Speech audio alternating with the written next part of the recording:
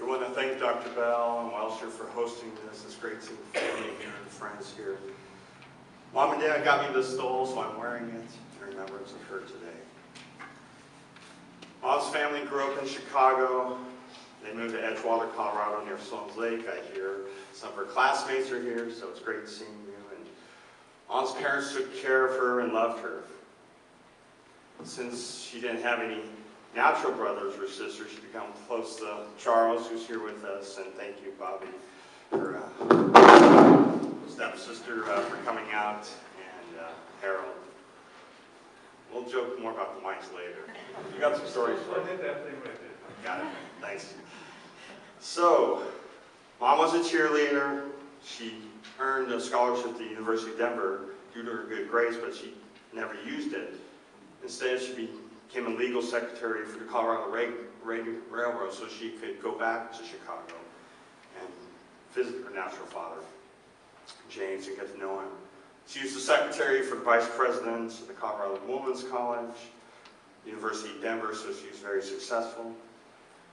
You know her. She's a friendly extrovert. She tells stories. Neil and Dad and I are like, okay, was the bathroom really 5 miles long, or? And she used to sing in choir here at Welsher, so it's an honor to have some of the ones from Welsher here to remember and celebrate with her. You'll notice on the table out front her award, the medal she won for her ice skating in Hong Kong, and we're very proud of her. Dad and Mom met at Central Presbyterian downtown, where they sang in the choir together, and they went to a monthly supper club called Merry Mates. And I have a feeling some of you all, I'm looking to see if I recognize faces, still get together once a month. I have a lot of respect. I hear it started here at Welsher, so as I was telling Dr. Bell, I'm really impressed. You all are setting the standard and showing us how community really is, because you're still getting together every month after all this time. That's so impressive. So after knowing her 6 months, Dad proposed to her and they would have celebrated their 53rd anniversary this May. So it's been an incredible example to Neil and I, your faithfulness and love for Mom. Their early years of marriage were challenging because Dad was gone a lot to the Army. Once Dad came home and I didn't know who he was, so Mom hinted to him strongly, you might want to change careers. So he ended up retiring with United Airlines as a captain, and irony would have it, he was still gone a lot. Thank you, Dad, for providing for the family. We're so thankful for that. Because he was gone so much, what happens when two little boys don't have a father figure in their lives? Sometimes Neil and I were a little feisty. I remember one of our neighbors called Mom frantically. It's like, why are your boys jumping off the second floor into beanbags? Maybe it was a hint of things to come in the Army. And there was another time when I snuck up on Mom when she was gardening in the back, and I threw a water balloon at her. She wasn't too thrilled with that. I have a feeling when I get to heaven, that's how she's going to get me back. So, Genesis 12:3 states, the Lord said to Abram, I will bless those who bless you, and the one who curses you I will curse. And in you all the families of the earth shall be a blessing. We're blessed not to keep it to ourselves, but share it to others. And as you know, Mom was a blessing to others. She loved many, and that's why so many of you are here. So again, thank you for being with us today.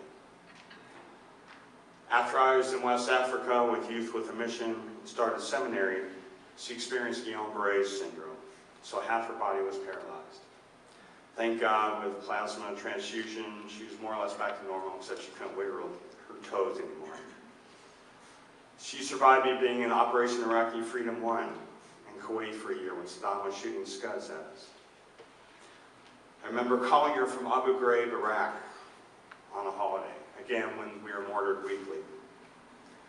While I was in Afghanistan for a year, again a dangerous war zone, Mom ended up getting Lewy body dementia, so she lost her short-term memory, which again improved with medicine.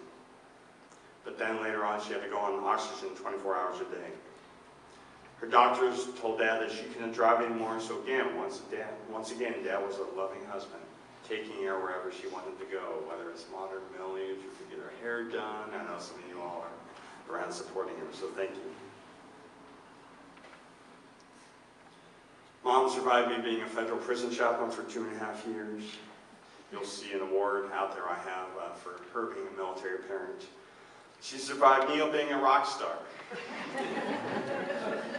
His band opened up for Kansas, ELO, Smashing Pumpkins, CBGB's in New York. Dr. Bell, we have to apologize formally. We had a Christian rock band. We're probably the first, bringing in their sanctuary back in the 80s, so you can blame us, sir. Mom lived a full life of almost 76 years, and I was able to say "see you" at the hospital. She blew a kiss at me, which is very sweet. Tried to call her the next couple nights, but she wasn't able to speak. And then she passed soon after that. She loved collecting bells. You'll see the one from Ireland in the table as well. And one of the stuffed animals that she loved is out there. And so that's my belief, is that she is in heaven right now, ringing those handbells for the Lord and singing for the Lord there. So I can't wait to reunite with her later. Are there any other family members or friends who want to give me brief stories? Brief. Anybody else want to share a story or two about Mom?